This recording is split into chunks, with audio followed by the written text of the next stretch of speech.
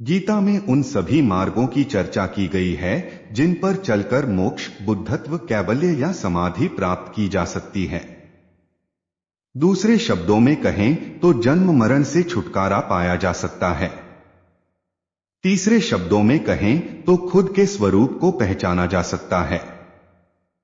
चौथे शब्दों में कहें तो आत्मज्ञान प्राप्त किया जा सकता है और पांचवें शब्दों में कहें तो ईश्वर को प्राप्त किया जा सकता है। आओ जानते हैं भगवान श्री कृष्ण के वे रहस्यमय सूत्र जिन्हें जानकर आपको लगेगा कि सच में यह बिल्कुल ही सच है। निश्चित ही उनके ये सूत्र आपके जीवन में बहुत काम आएंगे।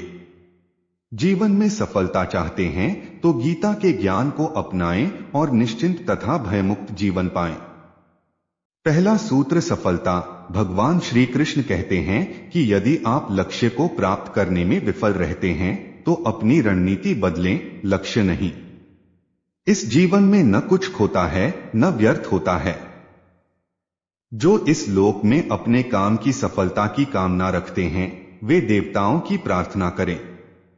दूसरा सूत्र प्रसन्नता। श्री कृष्ण कहते हैं कि खुशी मन की एक अवस्था है जो बाहरी दुनिया से नहीं मिल सकती है। खुश रहने की एक ही कुंजी है इच्छाओं में कमी।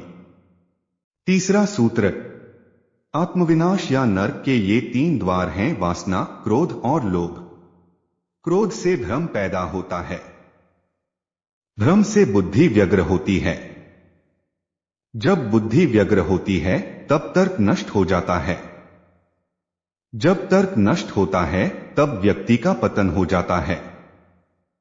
वह जो सभी इच्छाएं त्याग देता है और मैं और मेरा की लालसा और भावना से मुक्त हो जाता है उसे शांति प्राप्त होती है। चौथा सूत्र विश्वास क्या है। मनुष्य अपने विश्वास से निर्मित होता है। जैसा वो विश्वास करता है वैसा वो बन जाता है। व्यक्ति जो चाहे बन सकता है यदि वह विश्वास के साथ इच्छित वस्तु पर लगातार चिंतन करे। हर व्यक्ति का विश्वास उसकी प्रकृति के अनुसार होता है। विश्वास की शक्ति को पहचानें। पांचवा सूत्र मित्र और शत्रु दोनों हैं मन। जो मन को नियंत्रित नहीं करते उनके लिए वह शत्रु के समान कार्य करता है। मन की गतिविधियों, होश, श्वास और भावनाओं के माध्यम से भगवान की शक्ति सदा तुम्हारे साथ है और लगातार तुम्हें बस एक साधन की तरह प्रयोग करके सभी कार्य कर रही है। मन अशांत है और उसे नियंत्रित करना कठिन है, लेकिन अभ्यास से इसे वश में किया जा सकता है। सर्वोच्च शांति पाने के लिए हमें हमारे कर्मों के सभी परिणाम और लगाव को छोड़ देना चाहिए। केवल मन ही किसी का मित्र और शत्रु होता है। आठवां सूत्र आत्मा न जन्म लेती है और न ही मरती है। जन्म लेने वाले के लिए मृत्यु उतनी ही निश्चित है जितनी कि मृत होने वाले के लिए जन्म लेना। इसलिए जो अपरिहार्य है उस पर शोक मत करो। न कोई मरता है और न ही कोई मारता है, सभी निमित्त मात्र हैं। सभी प्राणी जन्म से पहले बिना शरीर के थे, मरने के उपरांत वे बिना शरीर वाले हो जाएंगे। यह तो बीच में ही शरीर वाले देखे जाते हैं, फिर इनका शोक क्यों करते हो। यह आत्मा किसी काल में भी न जन्मती है और न मरती है, अथवा न यह आत्मा होकर के फिर होने वाली है, क्योंकि यह अजन्मी, नित्य, शाश्वत और पुरातन है। शरीर के नाश होने पर भी यह नष्ट नहीं होती है।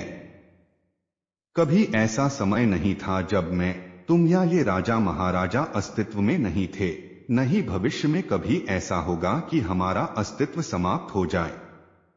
हे अर्जुन, हम दोनों ने कई जन्म लिए हैं। मुझे याद है लेकिन तुम्हें नहीं।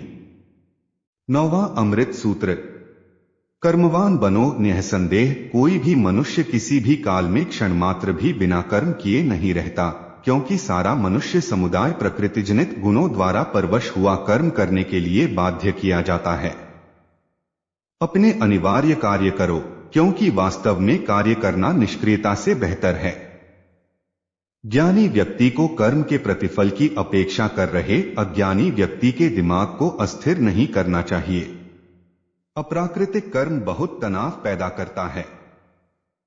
किसी और का काम पूर्णता से करने से कहीं अच्छा है कि अपना काम करें, भले ही उसे अपूर्णता से करना पड़े। बुद्धिमान व्यक्ति कामुक सुख में आनंद नहीं लेता। कर्मयोग वास्तव में एक परम रहस्य है। 10वां अमृत सूत्र। जो मेरे साथ हैं मैं उनके साथ हूं। संपूर्ण ब्रह्मांड मेरे ही अंदर है। मेरी इच्छा से ही यह फिर से प्रकट होता है और अंत में मेरी इच्छा से ही इसका अंत हो जाता है। मेरे लिए न कोई घृणित है न प्रिय, किंतु जो व्यक्ति भक्ति के साथ मेरी पूजा करते हैं वो मेरे साथ हैं और मैं भी उनके साथ हूं।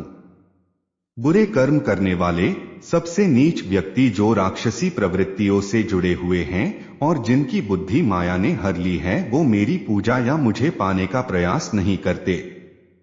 हे अर्जुन, कल्पों के अंत में सब भूत मेरी प्रकृति को प्राप्त होते हैं, अर्थात प्रकृति में लीन होते हैं, और कल्पों के आदि में उनको मैं फिर रचता हूं। मैं उन्हें ज्ञान देता हूं जो सदा मुझसे जुड़े रहते हैं और जो मुझसे प्रेम करते हैं। मैं सभी प्राणियों को समान रूप से देखता हूं, न कोई मुझे कम प्रिय है न अधिक। लेकिन जो मेरी प्रेम पूर्वक आराधना करते हैं वो मेरे भीतर रहते हैं और मैं उनके जीवन में आता हूं।